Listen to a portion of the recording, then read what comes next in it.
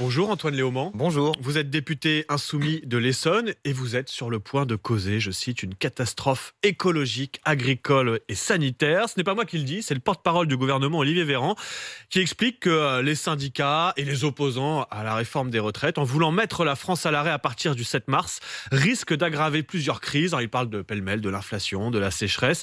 Il dit aussi que ce serait prendre le risque de mettre la santé de nos enfants en danger. Bref, c'est pas le moment de bloquer le pays, vous dit Olivier Véran.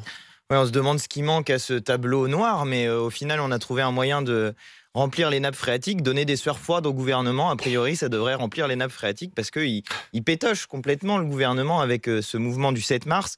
Mettre la France à l'arrêt, c'est le mot d'ordre des syndicats.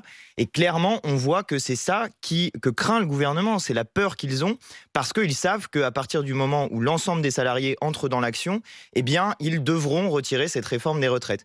Donc je pense que Olivier Véran, simplement, nous donne la liste des 10 plaies d'Égypte pour essayer de démotiver les gens. Je pense que ça va faire l'effet inverse en réalité. En fait, Olivier Véran, il lance la bataille de l'opinion publique. Il espère que les Français en aient marre des blocages au bout de quelques jours. C'est ça ce sur quoi mise le gouvernement. Oui, mais au final, 70% des Français pensent que pour qu'on retire le projet de loi, il faut que le pays soit bloqué. Donc je pense que les Français ont compris maintenant que le gouvernement n'entend qu'une seule chose, c'est le rapport de force. Je crois que les Français sont prêts à mener ce rapport de force. Et puis, je crois qu'ils vont le mener assez massivement à partir du 7 mars. Parce que je ne pense pas que ça s'arrête le 7 mars. Je pense que le 7 mars est un point de départ. Le lendemain, c'est la journée internationale de droits des femmes. Et les femmes vont être principalement touchées par cette réforme des retraites. Et il y a d'ores et déjà des actions qui sont prévues un petit peu partout en France autour de ce 8 mars. Et donc vous souhaitez que ça dure à partir du 7 mars, des mobilisations, des blocages. On va faire un tour au 32-16, accueillir Patrick qui nous appelle de Paris. Bonjour Patrick. Oui, bonjour Charles. Patrick, vous êtes commerçant, c'est ça? Donc vous serez indirectement impacté en cas de blocage, non? Ouais, effectivement, c'est un peu n'importe quoi ce que vient de raconter votre député invité sur le plateau de la France Insoumise. Alors, nous, les commerçants, on est complètement impactés. Déjà que les affaires ne sont pas ce qu'ils étaient avant. Bloquer et faire des manifestations dans tout Paris, c'est une catastrophe pour le commerce.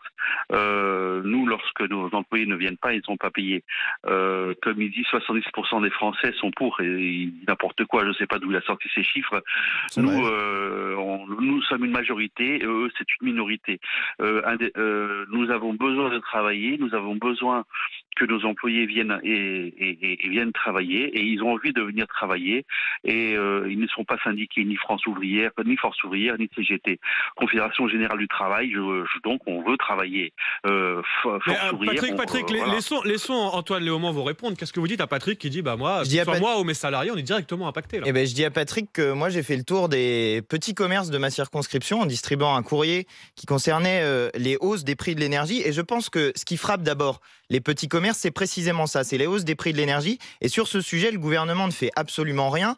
On aurait pu faire un blocage des prix, on aurait pu sortir du marché européen de l'énergie, on pourrait revenir à un opérateur unique EDF avec des tarifs réglementés. Le gouvernement ne fait rien.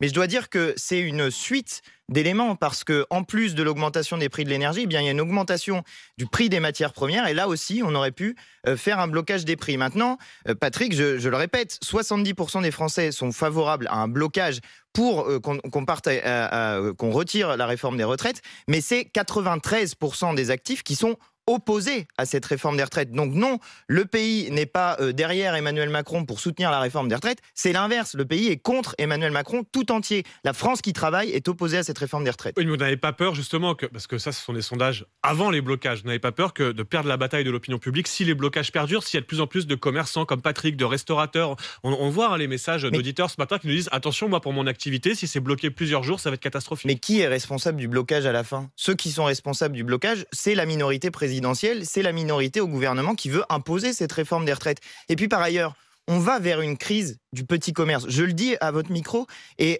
j'alerte sur ce sujet. On va vers une crise du petit commerce précisément à cause de l'augmentation des factures d'électricité et à cause de la baisse du pouvoir d'achat des Français. Parce que qu'est-ce qui se passe quand les Français ont moins d'argent? Ils achètent moins des choses dans les petits commerces en priorité, et notamment par exemple les coiffeurs. Ça va commencer par une crise des coiffeurs sur ce sujet parce que c'est la première dépense qu'on coupe. Moi, il y a plusieurs coiffeurs de ma circonscription qui m'ont dit qu'ils allaient mettre la clé sous la porte si ça continue comme ça. Donc, c'est pas la question de la réforme des retraites qui est en cause, c'est la question de la politique globale du gouvernement sur les salaires. Oui, mais les coiffeurs, s'ils n'ont plus de clients en centre-ville pendant des jours et des semaines, Mais ça va pas être plus simple mais pour c'est eux. pas- là. Ils peuvent plus finir à Mais c'est la pas fin du pendant- mois, ça va être compliqué Mais aussi. c'est pas pendant une semaine que ça risque d'être un problème. Je vous parle d'un problème de long terme. C'est pas les blocages qui sont responsables de la situation dramatique du petit commerce, c'est la politique nulle du gouvernement sur le sujet. Alors Antoine Léaumont, je rappelle que vous êtes député insoumis. En ce moment, ce sont les sénateurs qui examinent le texte de la réforme des retraites dans un climat un peu plus serein que ce qu'on a vu il y a 15 jours à l'Assemblée, notamment avec votre groupe insoumis. D'ailleurs, hier, devant les sénateurs,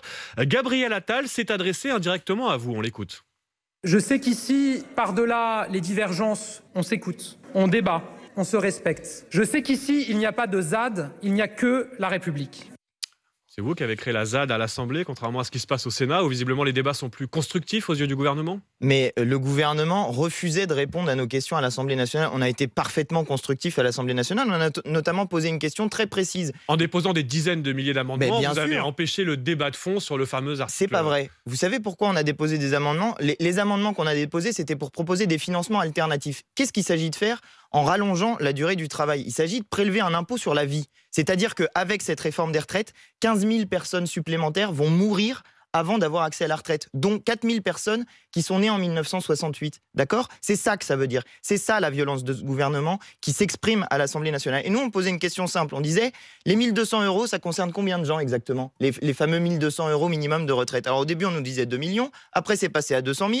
Ensuite, c'est passé à 40 000. Et maintenant, la dernière prise de parole du gouvernement sur le sujet, c'était 10 à 20 000. Moi, j'attends pas le mois de mars avec impatience. Là, on est dans le mois de mars. Si ça se trouve, ça sera 5 000 d'ici 15 jours. Donc, on a posé des questions au gouvernement. Il ne voulait pas Vous répondre. avez l'impression que vous avez été efficace là à l'Assemblée? Oui, Vous oui. avez donné une bonne image. On Je vais voit vous dire- même les leaders syndicaux sont pleins du climat et de Certains- l'obstruction que alors- vous avez causée à l'Assemblée. Certains se sont plaints, mais certains nous ont envoyé des dizaines de messages pour nous remercier de ce que nous avons fait à l'Assemblée. Je vais vous dire pourquoi. Emmanuel Macron voulait que son texte obtienne une légitimité parlementaire pour pouvoir l'opposer à la légitimité populaire qui s'exprime dans les manifestations et dans la grève. Mais c'est ce qui va se passer. À la Non, fin. parce que nous avons fait à l'Assemblée nationale, parce que nous avons réussi à faire à l'Assemblée nationale, nous avons empêché que Emmanuel Macron ait une légitimité parlementaire sur cette réforme des retraites. Moi, je suis très content et très fier du travail que nous avons mené à l'Assemblée nationale sur ce sujet. Donc aucun regret sur ce qui s'est passé à l'Assemblée. Et Antoine Léaumont, donc vous appelez au blocage, pas inquiet après les propos d'Olivier Véran sur la catastrophe Non. à partir du 7 mars. Au contraire, Au on contraire. l'entend bien, vous Ça appelez donne du-